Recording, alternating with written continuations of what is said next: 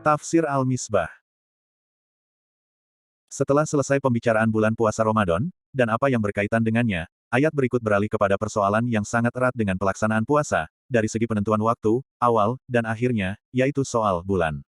Memang, cukup banyak hukum-hukum agama yang dikaitkan dengan kehadiran dan kepergian bulan, seperti puasa, zakat, haji, masa hamil, masa tunggu, dan menyusukan bagi wanita, dan sebagainya. Bahkan, bulan dinilai sebagai semacam hakim yang memutuskan perkara yang ini boleh dan yang itu tidak boleh. Saat ini Anda boleh berpuasa, saat itu tidak. Saat ini hari wukuf di Arafah, dan bukan hari itu, dan lain-lain. Karena itu, wajar ayat berikut berbicara tentang bulan, yang bermula dari pertanyaan sahabat Nabi, serta jawaban Al-Quran. Surah Al-Baqarah, ayat 189. Mereka bertanya kepadamu tentang bulan sabit. Katakanlah, bulan sabit itu adalah tanda-tanda waktu bagi manusia, dan bagi ibadah haji. Dan bukanlah kebajikan memasuki rumah-rumah dari belakangnya, akan tetapi kebajikan itu ialah kebajikan orang yang bertakwa. Dan masuklah ke rumah-rumah itu dari pintunya. Dan bertakwalah kepada Allah, agar kamu beruntung. Firman-Nya, mereka bertanya kepadamu tentang bulan sabit, mengapa bulan pada mulanya terlihat seperti sabit, kecil, tetapi dari malam ke malam ia membesar hingga mencapai purnama, kemudian mengecil dan mengecil lagi, sampai menghilang dari pandangan. Katakanlah, bulan sabit itu adalah tanda-tanda waktu bagi manusia. Waktu dalam penggunaan Al-Quran adalah batas akhir peluang untuk menyelesaikan suatu aktivitas. Ia adalah kadar tertentu dari satu masa. Dengan keadaan bulan seperti itu, manusia dapat mengetahui dan merancang aktivitasnya, sehingga dapat terlaksana sesuai dengan masa penyelesaian, dengan waktu yang tersedia, tidak terlambat, apalagi terabaikan dengan berlalunya waktu. Dan juga untuk waktu pelaksanaan ibadah haji. Seperti terlihat di atas, jawaban yang diberikan ini tidak sesuai dengan pertanyaan yang diajukan. Karena jawaban yang seharusnya diberikan adalah bahwa bulan memantulkan sinar matahari ke bumi, melalui permukaannya yang tampak dan terang, hingga terbitlah sabit. Apabila pada paruh pertama, bulan berada pada posisi di antara matahari dan bumi, bulan itu menyusut, yang berarti muncul bulan sabit baru. Dan, apabila berada di arah berhadapan dengan matahari, di mana bumi berada di tengah, akan tampak bulan purnama. Kemudian, purnama itu kembali mengecil sedikit demi sedikit sampai ke paruh kedua. Dengan demikian sempurnalah satu bulan Komariah selama 29,5309 hari.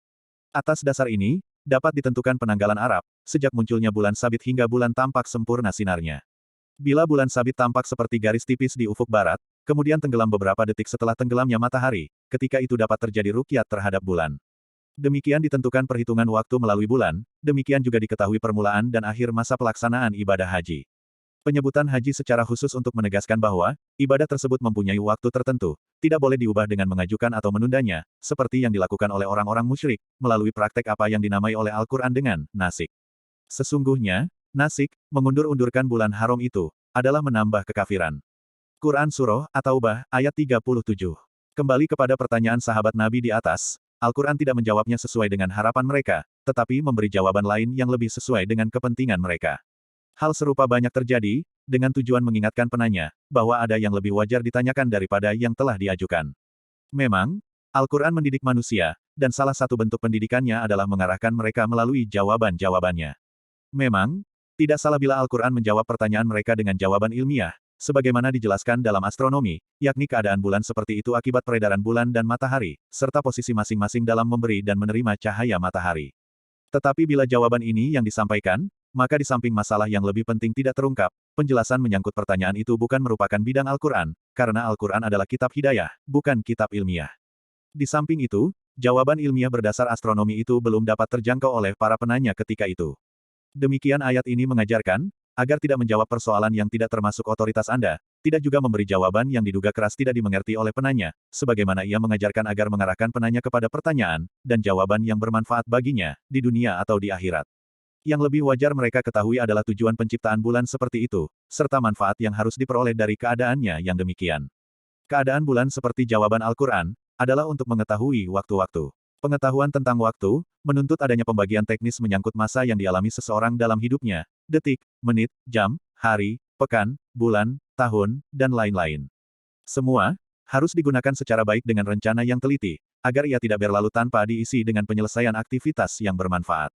Ada kebiasaan buruk kaum musyrikin Mekah, bila selesai melaksanakan haji, yaitu mereka tidak memasuki rumah melalui pintu-pintu yang tersedia, tetapi membuat lubang di belakang rumah, dan dari sana mereka masuk. Ini mereka lakukan atas nama agama. Adat kebiasaan itu dicegah Al-Quran sejalan dengan disinggungnya soal haji pada akhir penggalan ayat ini. Dapat juga dikatakan bahwa, pertanyaan mereka yang bukan pada tempatnya itu, serupa dengan adat kebiasaan mereka yang juga bukan pada tempatnya, atau pertanyaan itu serupa dengan orang yang masuk ke rumah bukan melalui pintu yang tersedia, tetapi membuat lubang di belakang untuk memasukinya.